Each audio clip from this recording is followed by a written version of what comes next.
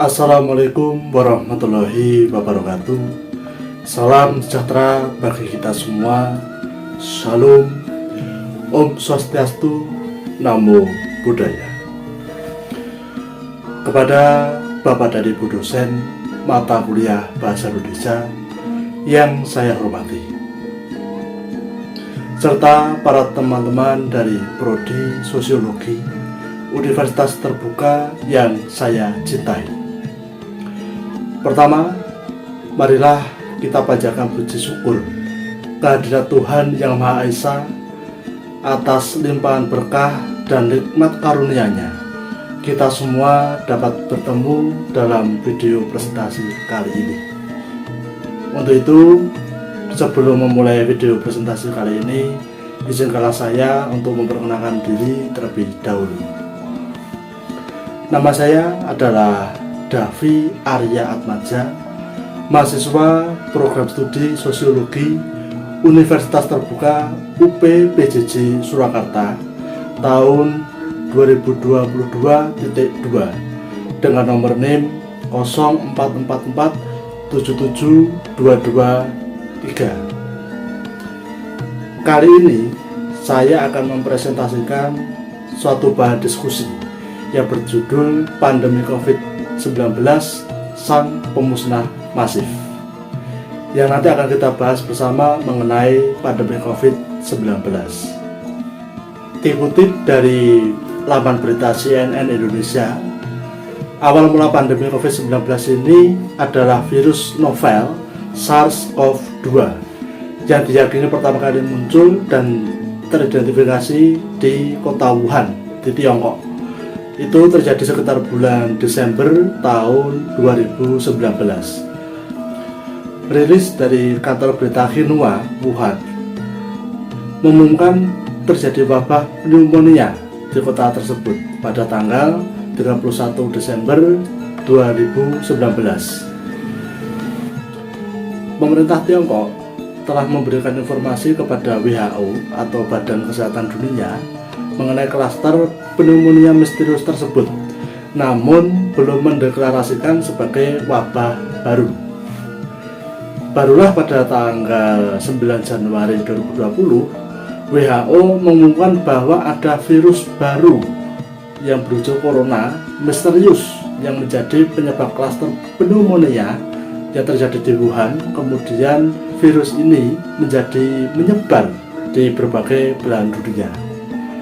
Sementara berselang 2 bulan, seperti yang dilansir dalam laman Kompas, kasus COVID-19 mulai nampak di Indonesia itu pada tanggal 2 Maret 2020. Kasus ini mulai terjadi ketika ada 2 orang yang terkonfirmasi tertular dari seorang warga negara Jepang, dan akhirnya tidak lama kemudian merebak ke segala penjuru wilayah di Indonesia, sehingga pemerintah pusat menetapkan kondisi darurat ini dengan memberlakukan pembatasan sosial berskala besar atau yang kita kenal dengan nama PSBB.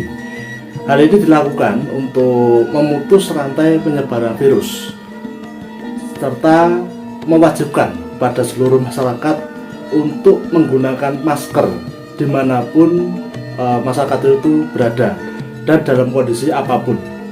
Jadi memang pada waktu PSBB para masyarakat memang diwajibkan untuk memakai masker. Namun efek pada PSBB ini sebagian besar wilayah Indonesia betul-betul vakum dari kegiatan dan jalanan itu nyaris lengang tanpa ada hilir mudik karena warga masyarakat juga sangat takut bersentuhan dengan yang lain. Kendati demikian, jumlah penderita makin merebak dan makin naik, dan selalu naik jumlahnya. Efek lainnya, penjualan masker mendadak meledak pesat karena pemerintah pada saat itu menganjurkan masker medis untuk dipakai, sehingga hampir semua retail, toko, apotek maupun swalayan yang menjual masker itu habis karena tidak tersisa. Hal ini diakibatkan karena para masyarakat langsung membeli habis masker-masker yang ada dan yang dijual tersebut. Sehingga efek dari keterbatasan persediaan masker medis untuk petugas kesehatan itu menjadi sangat kurang. Bahkan pada saat itu masker medis menjadi barang yang sangat langka. Adapun bila ada yang menjual itu dengan harga yang sangat fantastis, karena memang sangat mahal pada saat itu. Sehingga pada akhirnya aturan masker mulai dikendorkan dengan menyatakan bahwa pemerintah membolehkan kepada masyarakat untuk mengganti masker medis menjadi masker kain, yang mana ini lebih mudah ditemui dan dapat dicuci kembali. Barulah pada saat ini masker medis tersedia kembali dan dipertegas, yang memakai masker medis itu hanyalah petugas medis maupun pasien yang sedang berada dalam lingkungan rumah sakit. Namun selain itu, dampak yang terjadi pada kalangan pekerja itu juga menyedihkan, karena pada saat PSBB ini banyak perusahaan yang gulung tikar karena memang merugi banyak, sehingga mau tidak mau harus mengurangi bahkan mendrop out semua karyawan karena tidak mampu membayar di masa pandemi ini. Segmen wira swasta juga mengalami hal yang sama, karena bagi wira swasta mereka tidak bisa menjual produk atau dagangan mereka. Belum lagi ada aturan pembatasan, yaitu jam buka tutup yang juga diatur oleh pemerintah pada saat itu. Sehingga hal ini menjadi ganjalan bagi mereka, karena jam buka tutup juga diatur oleh pemerintah, sehingga mau tidak mau mereka juga harus mentaati daripada menanggung resiko yang harus mereka tanggung. Namun sebenarnya tidak hanya masker saja. Ketika pasien terdampak virus corona itu diperbolehkan untuk dirawat di rumah, karena di rumah sakit terjadi membludak pasien-pasien banyak yang kurang tertangani karena saking banyaknya. Itu akhirnya pemerintah melonggarkan lagi, pasien yang sekiranya tidak harus dirawat di rumah sakit boleh dirawat di rumah. Namun dengan catatan harus memiliki oksigen yang cukup untuk mengatasi dan menjaga saturasi pernapasan pasien supaya tetap terjaga. Namun keberadaan oksigen ini juga menjadi buruan dan diincar masyarakat seperti masker pada saat itu. Dan akibatnya oksigen ukuran sedang kecil itu habis semua dibeli oleh masyarakat. Bahkan pada saat itu masyarakat bingung bagaimana cara untuk mengisi ulang. Dan akhirnya ada regulasi isi ulang saja harus dibatasi, sehingga pada masyarakat saat itu yang membutuhkan banyak oksigen, banyak istilah masker, menjadi kurang tertolong akibat saturasi oksigen yang rendah, dan bantuan oksigen juga tidak segera diterima oleh pasien. Sehingga saat itu pandemi COVID-19 masih berlanjut dengan berbagai dinamika yang terjadi di negara Indonesia ini. Hingga pada saat mulai menurun, masih diperlakukan pembatasan sementara dengan judul baru, yaitu new normal atau istilahnya hidup baru, hidup dengan kebiasaan yang baru.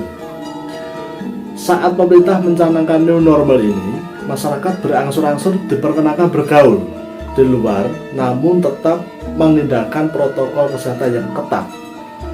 Kemudian pemerintah juga mengambil inisiatif untuk membuat program vaksinasi massal kepada seluruh masyarakat. Namun tentunya kebijakan vaksinasi ini juga mengandung pro dan kontra bagi masyarakat sendiri. Pihak yang kontra dengan adanya vaksinasi ini sering akibat sumber informasi yang salah, bahkan ada info yang istilahnya palsu atau hoax. Ada yang tidak mau divaksinasi dengan alasan kepercayaan yang dianut maupun motif lainnya. Namun setelah dipertegas menjadi serba bagian maupun masuk ke suatu tempat dengan dibuktikan menggunakan aplikasi Peduli Lindungi yang mewajibkan penggunanya harus sudah divaksin, bahkan sampai 3 kali pada saat itu. Akhirnya para masyarakat berangsur mau untuk divaksinasi daripada tidak bisa keluar atau masuk ke tempat yang mereka tuju. Selanjutnya, saat vaksinasi berjalan lancar, pembatasan mulai dilepas sedikit demi sedikit. Walaupun kadang juga masih diperlakukan suatu pembatasan lagi karena proses new normal pada kenyataannya masih terjadi banyak sekali pelanggaran dalam protokol kesehatan. Sehingga dengan demikian dapat diambil kesimpulan bahwa pandemi virus corona yang dikenal COVID-19 ini benar-benar membuat suatu gebrakan yang luar biasa dampaknya.